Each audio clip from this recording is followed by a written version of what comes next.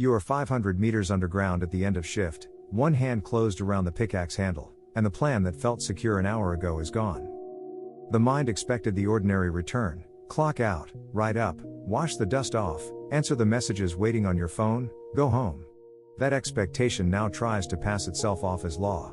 It says, this was not supposed to happen. It says, because the air is limited, despair gets command. It says, take more, move first, speak sharp, protect yourself before judgment has even spoken. That is the test. The collapse is an event. The dust scraping your throat is an impression. The fear of being trapped is an impression.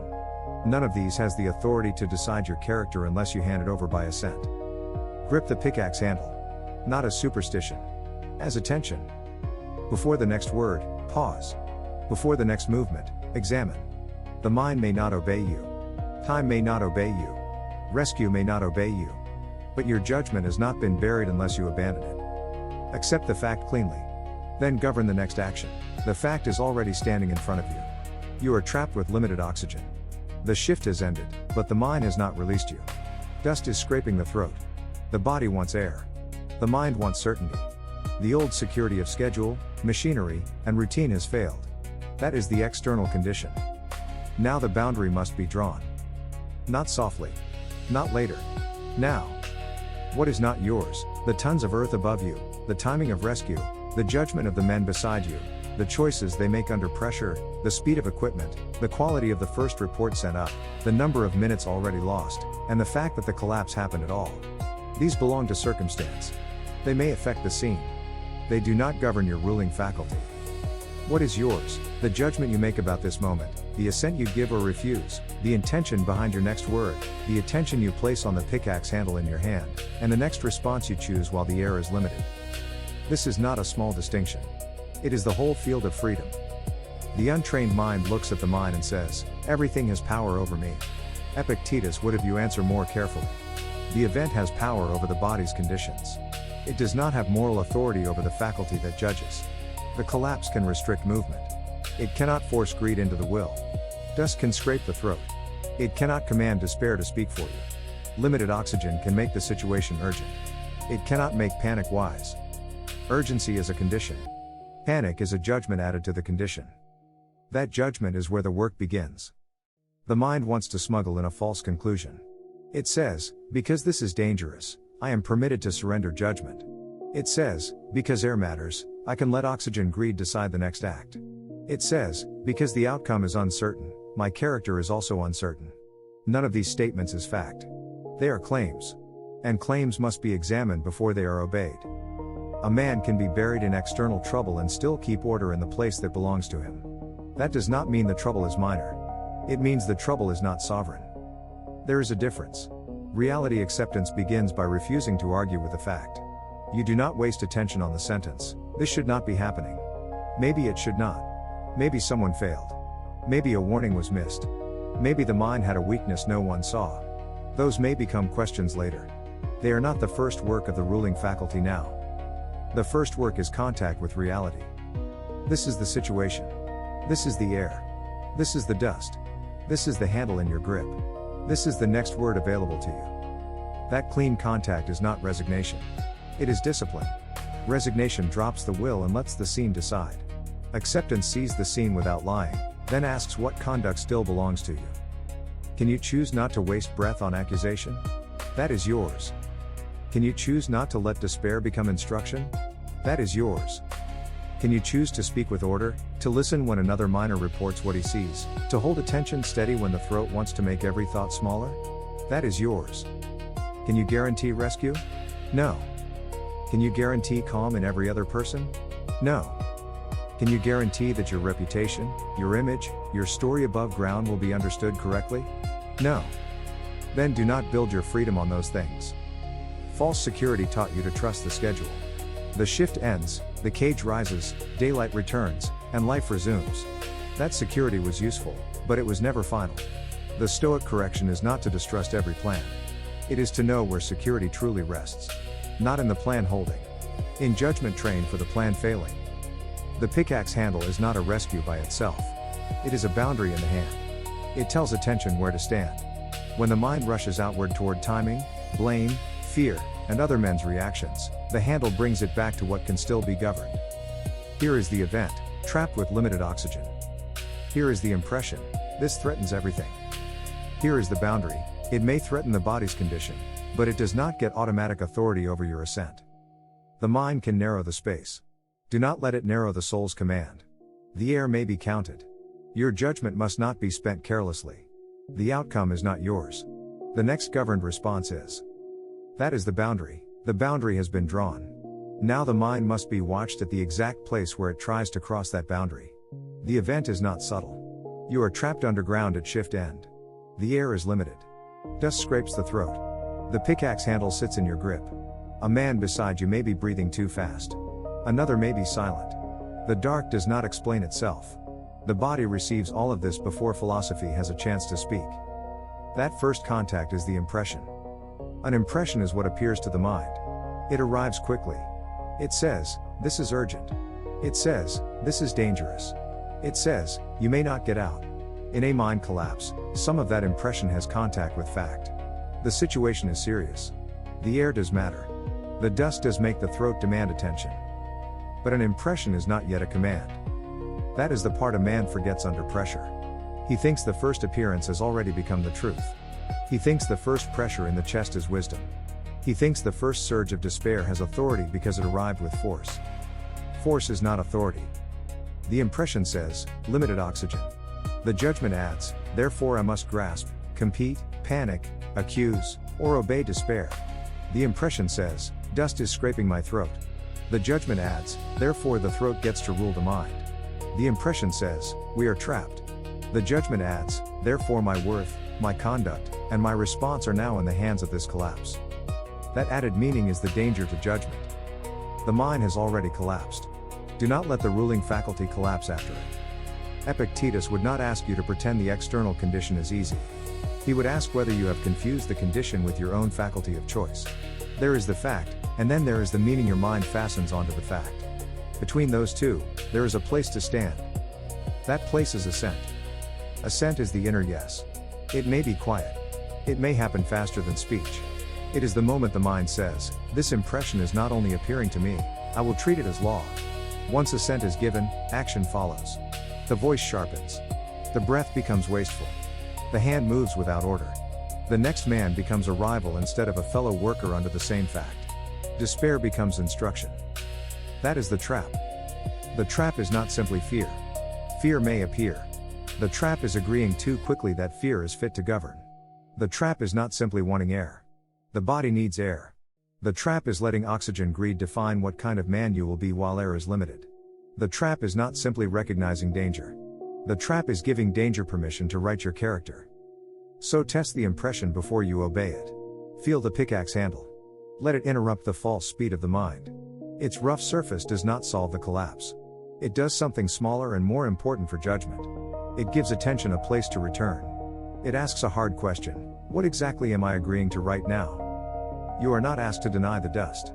You are asked to refuse the lie attached to the dust. You are not asked to deny limited oxygen. You are asked to refuse the judgment that limited oxygen can make greed noble. You are not asked to deny uncertainty. You are asked to refuse the judgment that uncertainty has the right to command your next word. This is the chain: event, impression, judgment, assent, action. Break the chain at judgment, and action becomes cleaner. Leave the chain unexamined, and the first pressure becomes the master. A miner under discipline does not say, nothing is happening. He says, something is happening, and I must not add false rule to it. He does not say, the outcome is mine. He says, the outcome is not mine, so I will not spend my faculty trying to possess it. He does not say, I feel no despair. He says, despair has appeared, I have not yet consented to let it lead. That sentence matters. Despair has appeared. I have not yet consented. Oxygen greed has appeared. I have not yet consented. Fear has appeared. I have not yet consented. The appearance is not the surrender. The surrender is assent. Now the next action can be chosen with more order. A measured word. A steadier pause. Attention returned to the handle. A refusal to turn another man's panic into your own command. A clear separation between what the mind has done and what your judgment must do. This is where freedom remains under pressure. Not in controlling the collapse, Not in controlling the clock. Not in controlling every breath of every man underground. Freedom remains in the trained refusal to let an impression become a tyrant without examination. The dust may scrape the throat. Let it be dust. The dark may press the mind. Let it be dark. The event may be severe. Let it be an event. Your assent is still the gate. If assent is still the gate, then ascesis is the practice of standing guard at that gate while the mind gives you no comfort. Ascesis is not theater. It is not pretending the collapse is small. It is not performing bravery for the men beside you. It is training under fact. It is the discipline of doing the next governable thing when the external condition refuses to improve on your schedule. You begin with the first micro-action. Stop arguing with the event. Not forever. Not as a legal conclusion. Not as a final judgment about fault. Only now, in this exact underground minute. The sentence "this should not be happening" may be true in some ordinary sense, but it is useless as first command. It spends attention without producing conduct. Replace it with a cleaner sentence: "this is happening. What remains mine?" Second, name the impression. Say it inwardly with precision. The impression is that limited oxygen gives despair authority. That is different from saying, "despair is the truth." It is different from saying, "I must obey this pressure." Naming the impression puts distance between appearance and assent. It keeps the first surge from disguising itself as judgment. Third, return to the pickaxe handle. Feel the handle in the hand. Not because what is wisdom. Not because the tool can promise rescue. It cannot. The handle is a test of attention. When the mind runs toward the ceiling, the clock, the unknown rescue effort, the other man's breathing, the imagined news above ground, bring it back to the one object already in your grasp. The handle says, "Here." Begin where choice still exists. Fourth, shrink the field. The untrained mind tries to govern the whole mine at once. It wants the oxygen count, the rescue plan, the future headline, the family phone call, the guilt, the blame, the whole chain of consequences. That is too much territory for one faculty in one moment. Shrink it. What is the next right act? One measured breath. One controlled sentence. One careful listen. One refusal to add panic to the dark. Fifth, govern speech. In a trapped space, words are actions. A careless word can spread the wrong judgment faster than dust spreads through a tunnel. Do not say what you have not examined. Do not let despair borrow your mouth. If you speak, speak to serve order. Slow down. Listen. Check what is stable. Save your breath. Stay with what we know. These are not slogans. They are conduct under pressure. Sixth, refuse oxygen greed. The body wants air. That is natural. The error begins when the mind turns need into permission. Oxygen matters, but need does not cancel character. Need does not make the next man an enemy. Need does not authorize waste, accusation, or blind movement. In Stoic terms, air is a condition of the body. Your judgment about air belongs to the ruling faculty. Keep the order straight. Seventh, watch the shadow without obeying it. Despair and oxygen greed will not always announce themselves clearly. They may arrive as urgency. They may arrive as irritation toward another miner. They may arrive as the thought, "I have to do something now, anything." That word, anything, is dangerous. It means the mind is ready to trade judgment for movement. Ascesis interrupts that trade. It says, action, yes. Blind action, no. Eighth, separate usefulness from noise. At shift end, the mind expected release. That expectation now produces noise. It keeps comparing this moment to the ordinary one that should have happened. Daylight, clean shirt, truck keys, a kitchen table, bills on the counter, someone waiting for you to come home. Those things matter, but they are not the present task. The present task is not to live in the imagined surface. It is to govern the underground minute. Ninth, repeat the discipline. Once will not be enough. The dust scrapes again. The throat tightens again. Someone shifts in the dark. The thought returns, we are trapped. So the practice returns with it. Event. Impression. Judgment.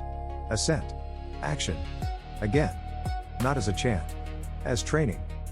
The event, trapped with limited oxygen. The impression, this pressure must command me. The judgment to reject, despair now has authority over response. The assent to refuse, I will not let the first appearance rule. The action to choose, return attention, speak with order, conserve movement, and do the next governable thing. This is ascesis inside the scenario. It is not abstract calm. It is disciplined contact with a hard fact. The mind remains the mind. The air remains limited. The dust remains in the throat. But the ruling faculty is not required to imitate the collapse. That is the work. Not to control what is not yours. Not to decorate fear with philosophy. To practice, in the narrow space still available, the exact freedom Epictetus points to, judgment examined before assent, and action chosen from what remains yours. The work has been named. Now it must become conduct. A man does not prove his judgment by what he feels in the first shock. He proves it by what he does after the first shock has passed through him and failed to take command. Underground, with dust scraping the throat and limited oxygen pressing every thought, responsibility becomes simple and severe. Not easy. Simple. Your duty is not to guarantee the outcome. Your duty is to govern the part of the outcome that passes through your own will. That means your conduct must not wait for comfort. It must not wait for certainty.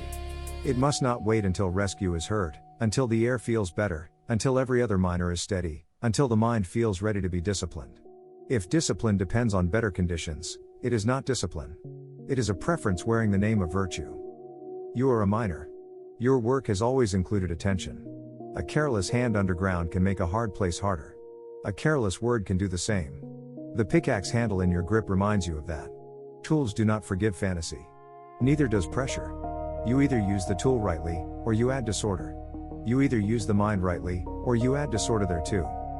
Responsibility begins with speech. In the narrow space, every sentence has weight. If you speak from despair, you make despair public. If you speak from oxygen greed, you invite the others to treat fear as law. If you speak from examined judgment, you may not change the mind, but you refuse to make the mind worse through your mouth. So you keep your words useful. You do not promise what is not yours. You do not say, everything will be fine, as if the outcome belongs to your voice. You do not say, we are finished, as if the future has reported to you. Both are forms of disorder. One flatters fear with comfort. The other flatters fear with certainty. A disciplined man speaks inside the boundary. We know this much. Save breath. Listen before moving. Check the space we can reach. Stay with the next step. These words do not control rescue. They control conduct. That is enough for duty. Responsibility also governs movement. The body wants to move because movement feels like power. But movement without judgment is only panic with legs. If the next action is useful, take it. If it is only an attempt to escape uncertainty, stop. Grip the pickaxe handle. Let the hand teach the mind, not every impulse deserves obedience. This is where Epictetus becomes practical. He does not ask whether the collapse is fair. He asks what you are doing with the impression. He does not ask whether limited oxygen is frightening. He asks whether fear has been promoted into a commander. He does not ask whether you would prefer daylight. Of course you would. He asks whether the absence of daylight has authority over justice, restraint, attention, and duty. It does not. Even here, especially here, another man is not merely an obstacle to your air. He is part of the field in which your character is tested. You do not owe him false softness. You do not owe him surrender. You owe him conduct that has not been sold to panic. That may mean giving a firm command.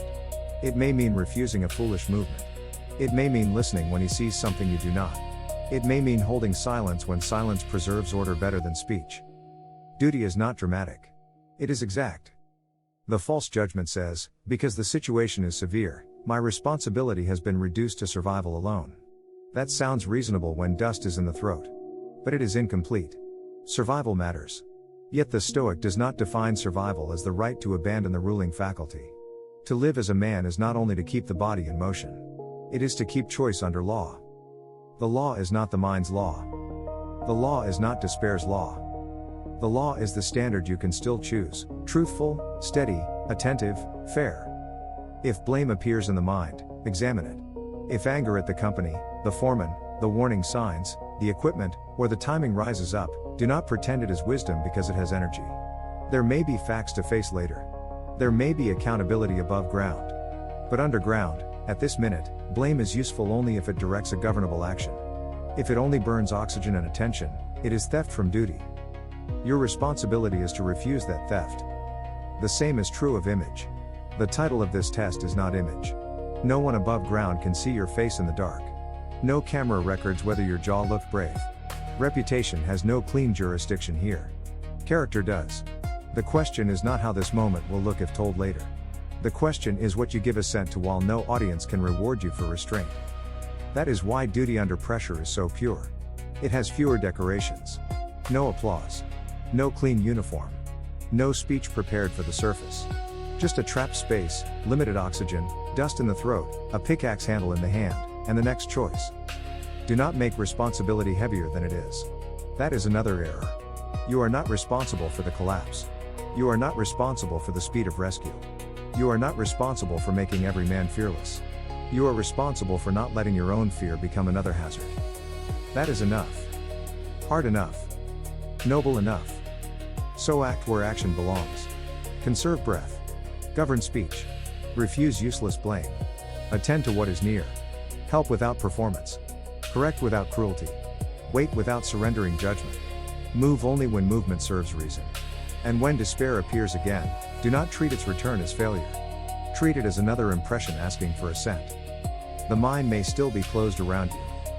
Your duty is still open. Freedom, here, does not mean the mind opens. That is the childish definition. It says freedom is the external condition finally obeying preference. Daylight returns. Air increases. Rescue arrives. The body is released. Those are good things. They are worth wanting in the proper order. But they are not the seat of freedom. Freedom is the faculty that refuses to become a slave before the body has been freed. You are still 500 meters underground. The dust still scrapes the throat. The pickaxe handle is still in your hand. The situation has not become easy because you named it correctly. Stoicism is not a trick for making hard facts soft. It is the discipline of meeting hard facts without adding false rule to them. The collapse may decide the space around you. It does not decide the standard within you. Limited oxygen may demand care. It does not command greed. Uncertainty may remain. It does not authorize despair. Other men may speak from fear. Their fear does not have to become your law. So the final question is not, can I control the ending? You cannot. The final question is, what will receive my assent before the ending is known? If you give assent to despair, you become an instrument of the collapse. If you give assent to examine judgment, you remain responsible where responsibility still belongs. You may wait. You may speak. You may conserve. You may help. You may refuse useless blame. You may hold the boundary. The pickaxe handle is not salvation. It is a reminder. The event is outside. The judgment is yours. Return to what is yours to govern.